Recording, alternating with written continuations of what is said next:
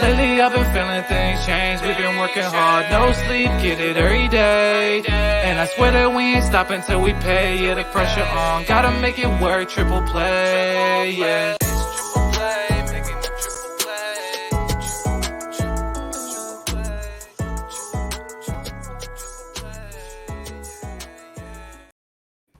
This is Triple Play Fantasy Basketball. Week 22, it's the playoffs, baby. So if you're tuning in, that means that your team is still surviving, unlike a couple one seeds in the NCAA tournament. I'm your host, Coach James Lewis. On the other end, Doc, how's your bracket looking? Bracket's looking okay. I got Alabama versus Gonzaga in the finals. And the fact that I'm still alive, yeah, man, the pressure's not on them this year. They're going to make it far just to come up short again. What about you? You have Maryland winning at all, you homer?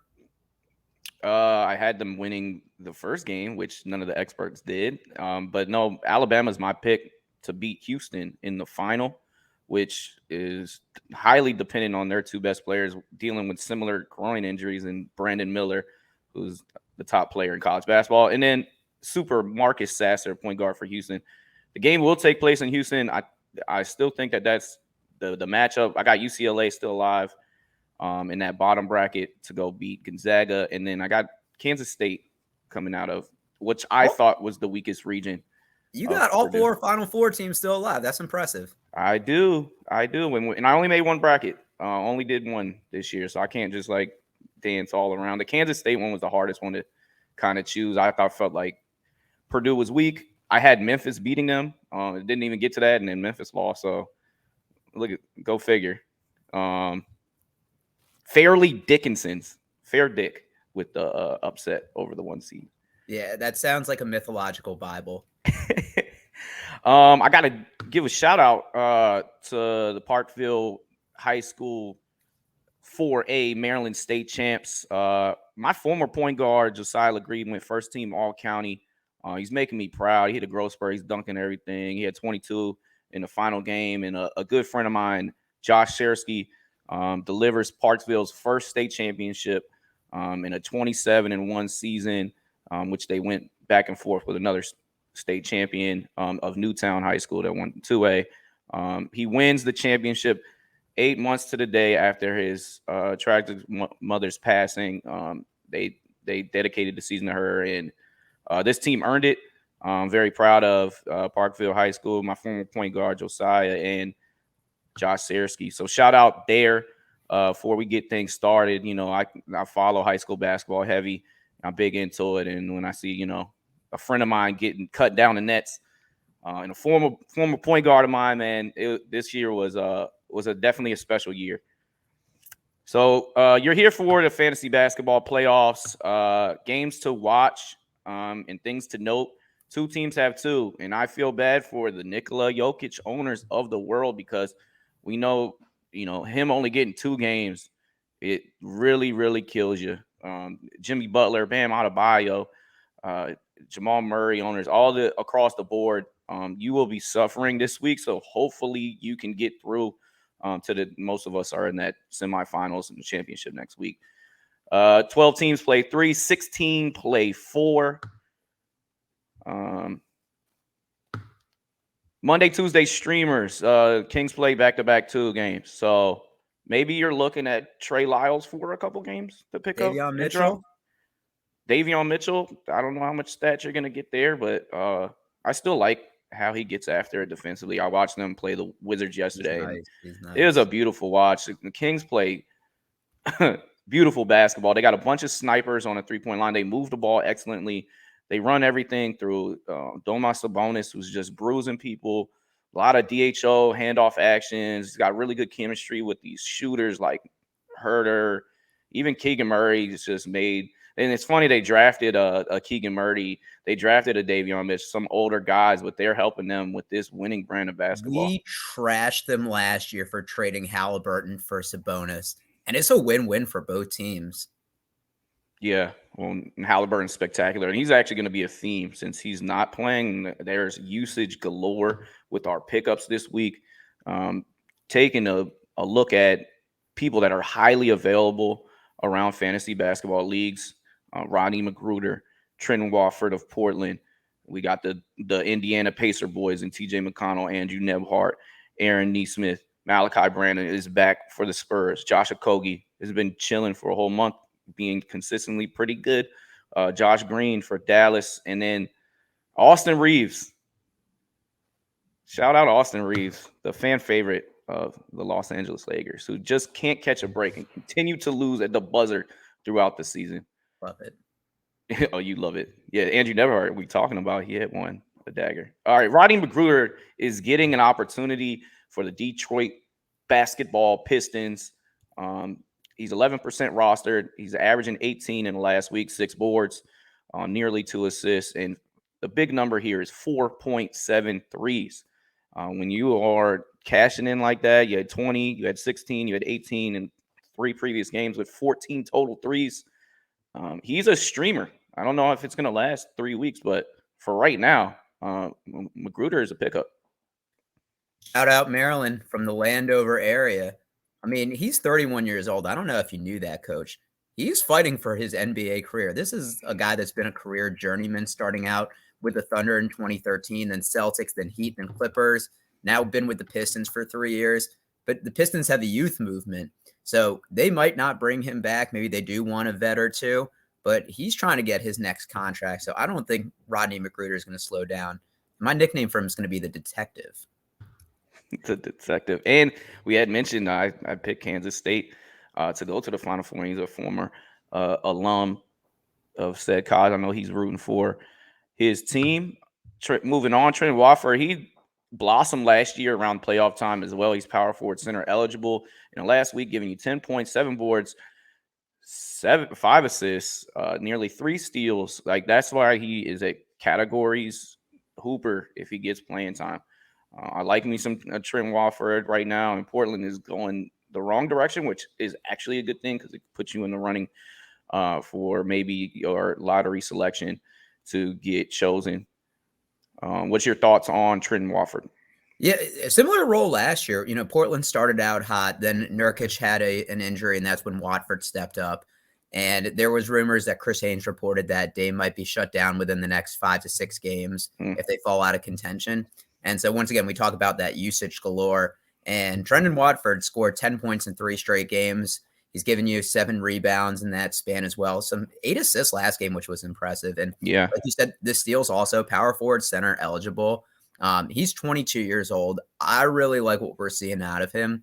And, you know, hopefully that we see a little bit more consistency from this the rest of the season. That 2.7 steals, he's like banging on the door, trying to get a submission in the steals court. Not yet, Mr. Watford, but we're keeping an eye on you. Yeah, you don't see power forwards or centers getting that type of number. Nah. Time to talk about the Indiana Pacers. TJ McConnell, Andrew Nembhard, and Aaron Nesmith. So I might have a little pick 'em for Doc because you can't pick all of these guys up. I'm going to start with TJ McConnell, who in the last week, 12.5 points, 4 boards, 10.5 assists. He had 9 assists against Philly in a good old revenge game. Anytime you play a former team that you played for, you usually see big numbers out of players. I always watch for that for people to stream. And he had 19 points, 12 dimes against Milwaukee just the game prior. So he's playing. And although Andrew Nembhard plays point guard, he plays a little 2 guard as well, as we've seen throughout the season. Nembhard in the last week, 20 points, 5 assists, 2.3 threes, 24 in the last game, 19. And, you know, I think it was 3 games prior to that, but he's been consistently killing it. He had 22 last game, 24 and 5 the game before, 15 and 7. These are assists, 19 and 8. These are all the last 4 games. If you had to pick them, who you going with, Nembhard or TJ? So in a Cats league, I'm going TJ. But it's hard to get those assists. It's hard to get those assists and to get steals. 21 the last 2 games and 3 steals. But there is a caveat because TJ McConnell missed 2 games last week with a back issue. So especially if you have a limited amount of moves you can do, that's something to keep in mind. Out of all the 3, I would go with Nembhard. And he's 23 years old. I know Aaron Nesmith is the same with there. But I look at the volume. He's been playing more minutes than Nesmith, just edging him out a little bit. but the shot attempts 14, 21, 14, and 15, as opposed to Nesmith 16, 11, 11, and 5. Nesmith has been hitting a really good percentage from there, and a lot of those have been threes, which is why we're seeing that scoring increase. But I think Nembhard is the guy that is going to be taking the most shots. And for me, especially in a points league, that's what I'm looking for at this point of the season, is just who's getting the usage, but also who has the volume from there. And I think he's the best and the healthiest out of all three. And it's crazy that Nesmith's kind of having a resurgence after he got out of the pecking order for the Spurs, and in the new place with opportunity. He's playing heavy minutes right now. Give you 21 points a game with boards and 4 threes a game. Like, he's on a heater for sure. Mm-hmm. We'll see if that lasts. But if I have a pecking order, I got Nembhard 1 based on consistency, Nesmith 2, and then TJ. Even though TJ's 38% rostered, I would be remiss if I didn't go back really briefly to Detroit basketball, because they got another guy in the backcourt, and Corey Joseph, who in the last 5 games has had 13 points, 12 points, 22 points, 12 points, and 17 points in the last 5 games. So he's hooping. He's known to get some steals and some dimes as well. The time to stream Corey Joseph was last week too, when they had that Monday, Tuesday. Yeah. For sure. You got to look at those teams that play that back-to-back Monday, Tuesday, just to use one of your pickups to get rid of them. Malaki Branham had some time where he missed with injury. He's back, and in the last 2 games, 18 points, 6 boards against Memphis. He hit 4 threes, and then 20 points and 5 boards against Dallas. This rookie is looking like, a real deal steal in the draft. I thought, even though he was in the mid-teens, he's a solid hooper for rookie year. Wow, he's 19 years old, and I feel so old looking at that. No, Coach, I agree with you. The last 2 games, 29 and 39 minutes, 12, 16 shot attempts, shoots the 3, rebounds well, giving you a little bit of assists. I would like to see the stocks go up. That, to me, is a little bit concerning.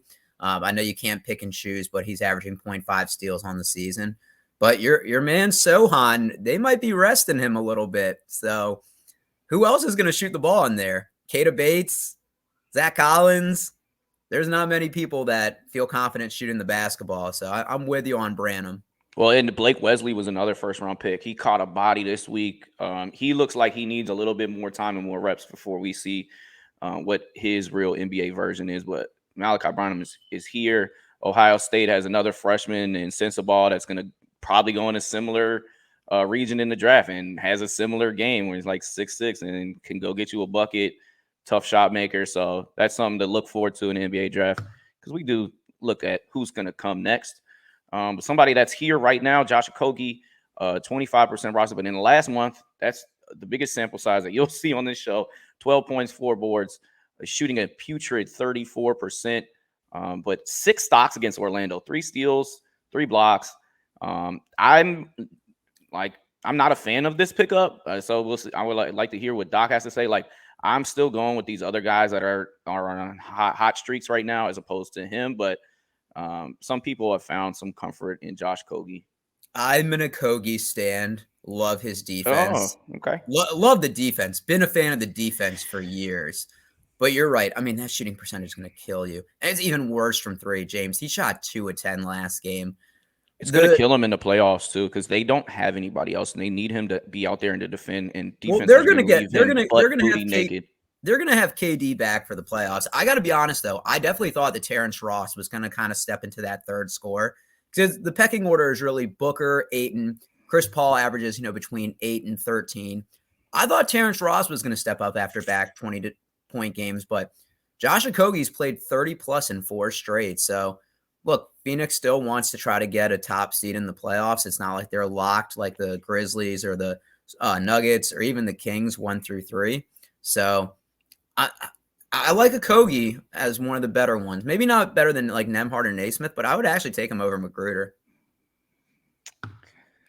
I'll still go with McGruder. Josh Green, 18% roster in last week, 18 points, 3 boards, 5 assists. That's an impressive thing. Back-to-back 7 assist games. He had 21, 7 assists against San Antonio, and the same thing against Memphis. Kyrie was not in the mix, so his usage went up. But he's been shooting a high percentage, and he seems like a great fit with this Dallas team moving forward with no Dorian Finney-Smith in the mix anymore. He plays defense. He's high energy, and he's really improved shooting the 3 ball. Someone once told me the grass is not greener on the other side. Whoa there. Yeah, that's a reference right there. Let's see if you know where that's from. The thing about Josh Green and who we're going to talk about with next, it really depends on Kyrie and Luka's availability. Right? And that's Jaden Hardy. You would agree. If they're out, if one of them is out, you're streaming. If they're both healthy, you're not. Yeah, Hardy it gives me Cam Thomas vibes where it's just like when he's getting high volume, like he's such a bucket getter supreme with his ability to make step back jumpers. I just when you think about Dallas and think about the future of this team, I don't know if Jaden Hardy fits. He can't it seems like you're not gonna have a roster where he's gonna be on the court, Kyrie's gonna be on the court, and Luka. So maybe a valuable trade asset going forward. It's just a shame because it's such a spectacle to watch him play. And he goes out and scores 22. He drops 28 and 8. He drops 22, and then Kyrie comes back. He plays 7 minutes against LA. So, Coach, I have 2 questions that I want to ask you. One, if you had to stream one between Josh Green or Jaden Hardy, who are you picking? Oh, Josh Green right now. I mean, I don't. Okay, I'm with you on that. I do not recommend picking up Hardy. I mean, unless we see Kyrie's not playing, and then you can give him a look. But we just kind of wanted to give him a shout out and talk about him. My second question: who would you rather have on your team at this point, Jaden Hardy or Reggie Jackson? Jaden Hardy, Reggie Jackson is no on your real life basketball team. On my real life basketball team, Reggie Jackson is a negative player. Okay, in my opinion, I don't think that was a smart pickup for Denver. Okay, so that's my thing. Is Jaden Hardy is a glorified Reggie Jackson, where he just jacks. But if he's on, but he doesn't do much else.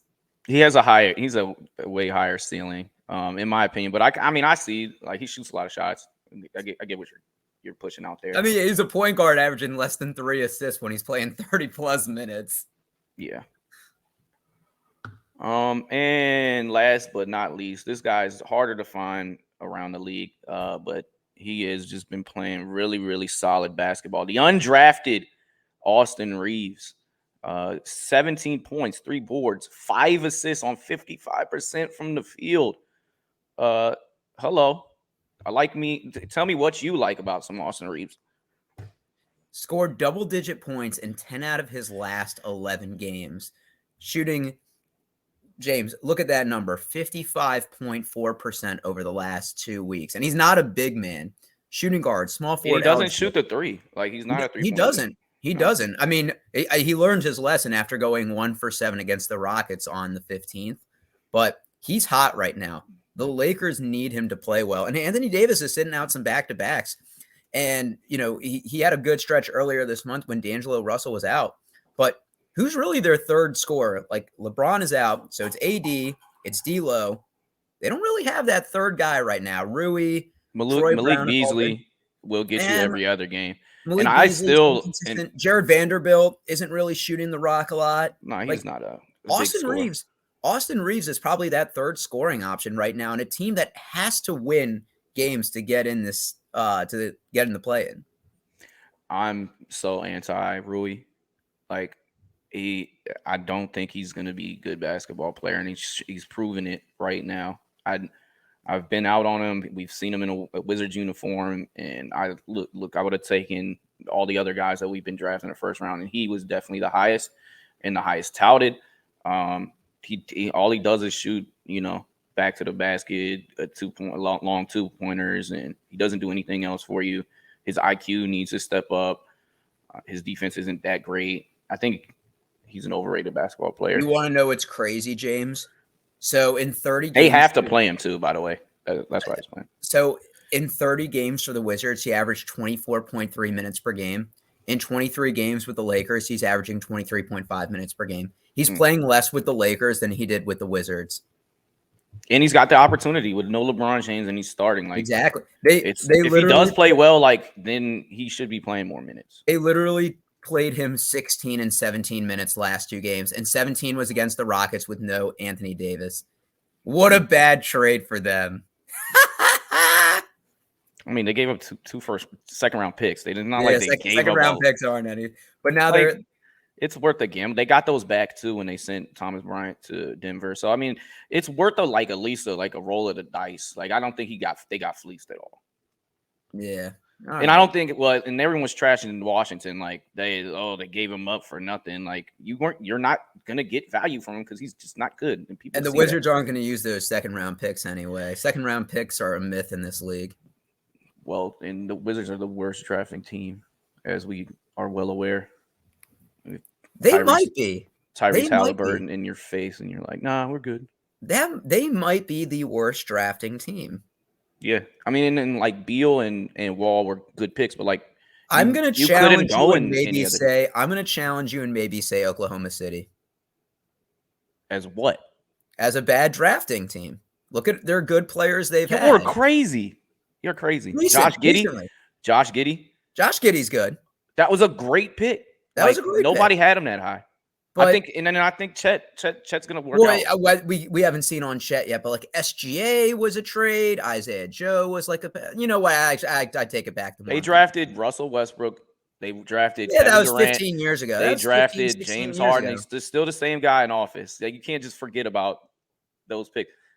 And James Harden wasn't that high on everyone's board. That's like saying Ernie Grunfeld drafted Michael Redd in the second round, and he deserves 20 years because that's what happened, right?